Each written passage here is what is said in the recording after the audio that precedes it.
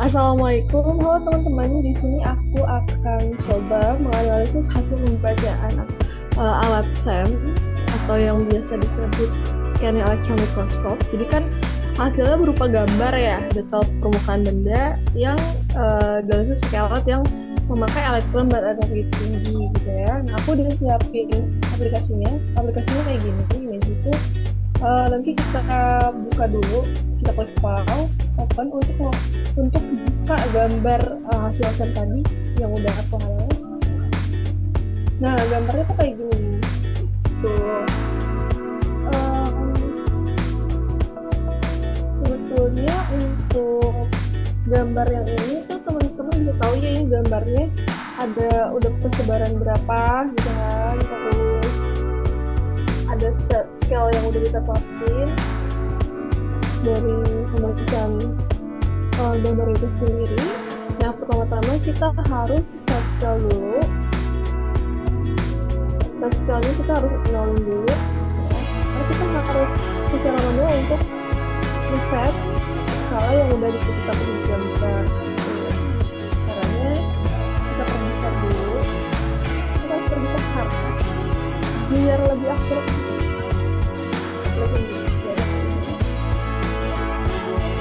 Biar lurus itu sampai ke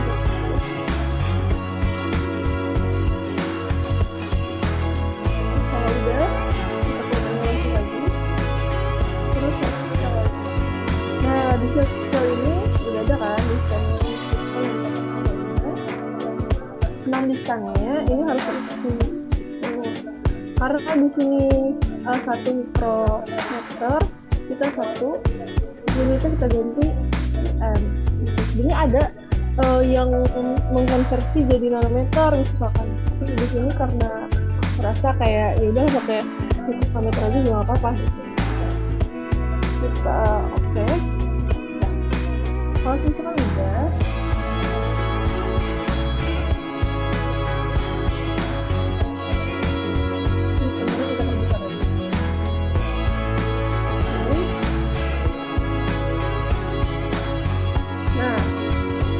udah kayak gini terus apa lagi? Nah, sebenarnya buat untuk menuju itu ada yang otomatis, ada yang manual.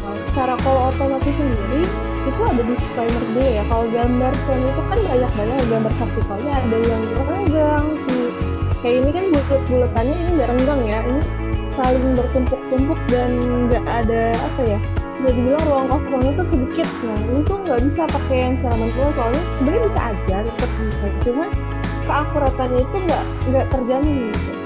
Keakurasian nanti data panjang diameternya itu bisa jadi ya apa ya, nggak seakurat kalau misalnya kita pakai yang manual gitu. Tapi kalau misalnya teman-teman punya gambar yang hasil SEM-nya bisa dibilang renggang, terus ukurannya juga sama gitu, rata gitu ya, bisa pakai yang otomatis gitu. Kalau otomatis nanti setelah analysis yang set scale tadi nanti bisa pakai proses terus pakai FFT terus dari fast diameter, nanti habis itu di adjust terus pakai threshold gitu. Kalau misalkan ini kan benar-benar karena yang tadi aku bilang ruangnya nggak kosong dan nggak dekat, kita akan ngelakuin secara manual. Nah, kalau ini aja sendiri ya, sebenarnya buat pembacanya sendiri itu bisa dibilang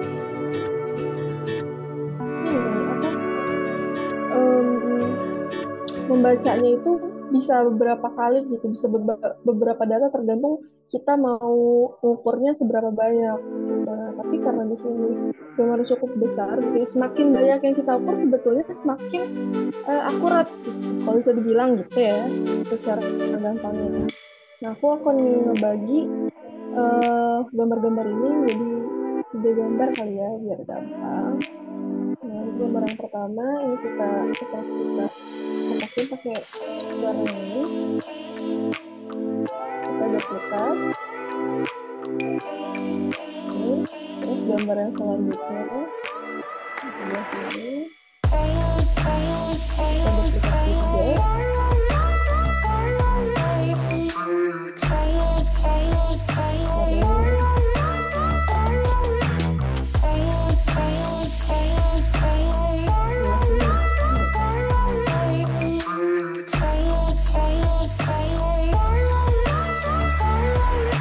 kita lihat ketiga. Sekarang kita punya 3 gambar gitu ya. Biasanya kan orang ada yang satu gambar ini ada yang 40, jadi hasil pembacaannya bakal lebih.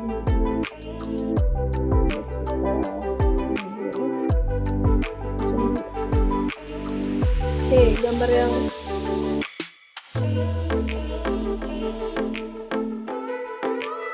ini dulu ya, yang pertama.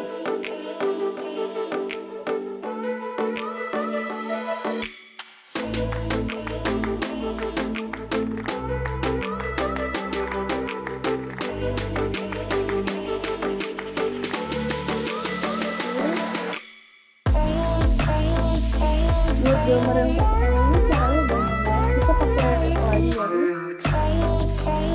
Jadi kita kayak ngukur diameter aja gitu, kita ngukur dari batu sini yang kita pakai. Jadi kan ini kan bentuk si partikelnya kebanyakan nggak bulat sempurna ya, jadi cari yang paling stabil aja bentuknya. Diameter, pilih bagian yang kira-kira stabil gitu buat warna. Setelah misalkan ini diukur, kita pencet Ctrl plus F, keluar dari satu. Nah, setiap gambar mungkin aku akan ngerjain sekitar 2 menit gitu. Ini harus berapa ya? Itu ya.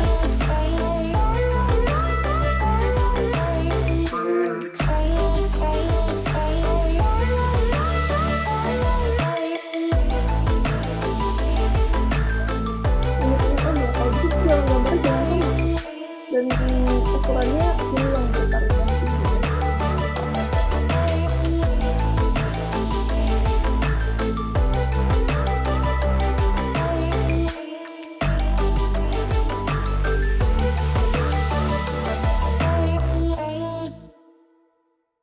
Emang sih kalau manual tuh kayak capek ya.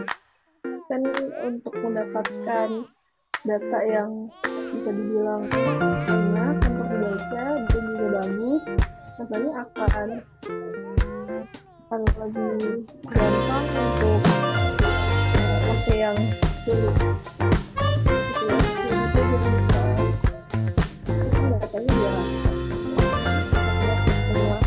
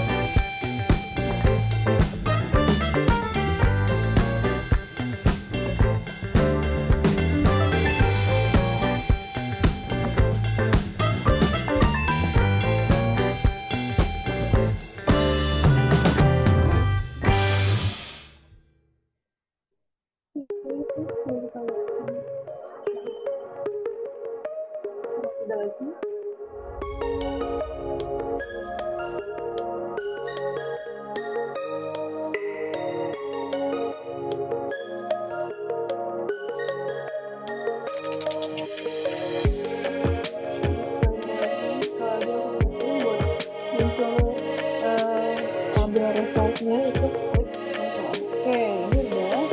Yang terakhir yang gambar tadi, yang panjang itu.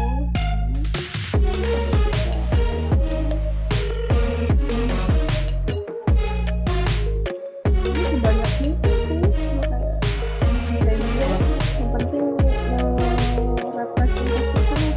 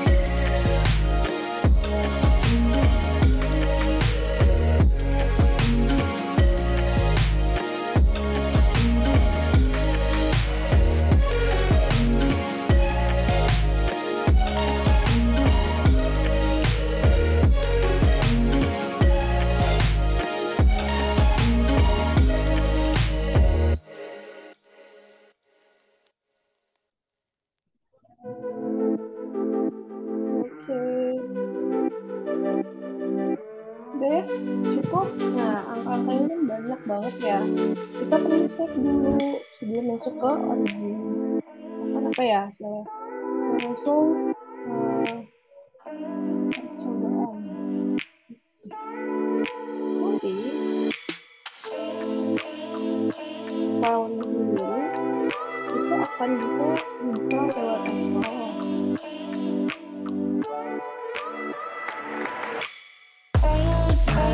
Ini biasanya harus di-save juga dalam workbook. Terus di-copy karena masih ini kan masih bentuk format dalam itu. Baru dia. Oke, aku di sini udah buka originnya. Sebelumnya di data yang kita dapat tadi itu ada area min, max, video, sama range. Nah, biasanya yang dipakai itu si panjangnya aja, range aja. So, kita copy ini. Misalkan kalau misalkan kita mau copy data ke origin, kita mau di X ya. Nah, ini kayak kita pakainya di Y.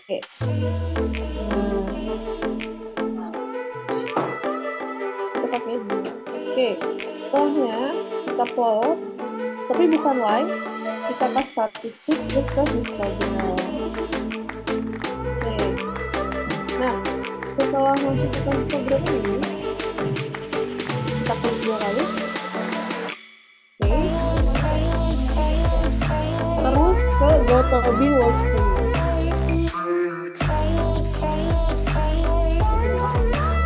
Nah, setelah go to bin worksheet, nanti kita dapat book yang kayak gini. Terus kan di sini ada bin center sama columns ya. Kita dari dua kolom ini kita buat plot, terus buat jadi column. Nah, seperti ini. Yang bin centernya ini adalah diameter.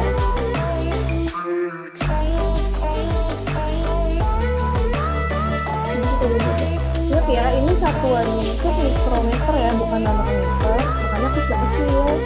Kalau dikonversi ke nanometer kecil pasti bisa. ini frekuensi. Langsung dulu. Nah, setelahnya kita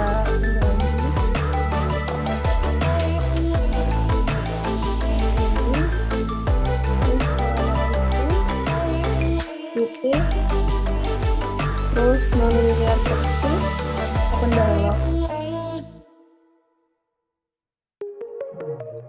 Oke, terus itu kita kategorinya ke pick function, fungsinya ke log normal. Kita put. Nah, dapet deh.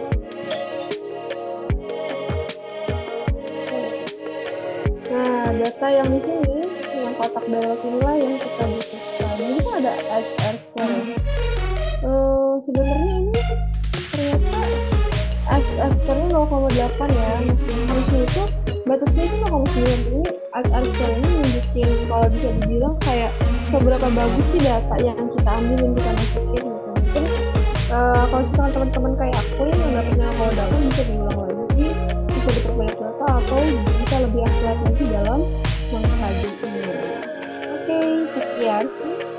Berikut adalah hasil analisis distribusi yang telah aku lakukan pada gambar hasil saya menggunakan aplikasi Imagy dan video Origin.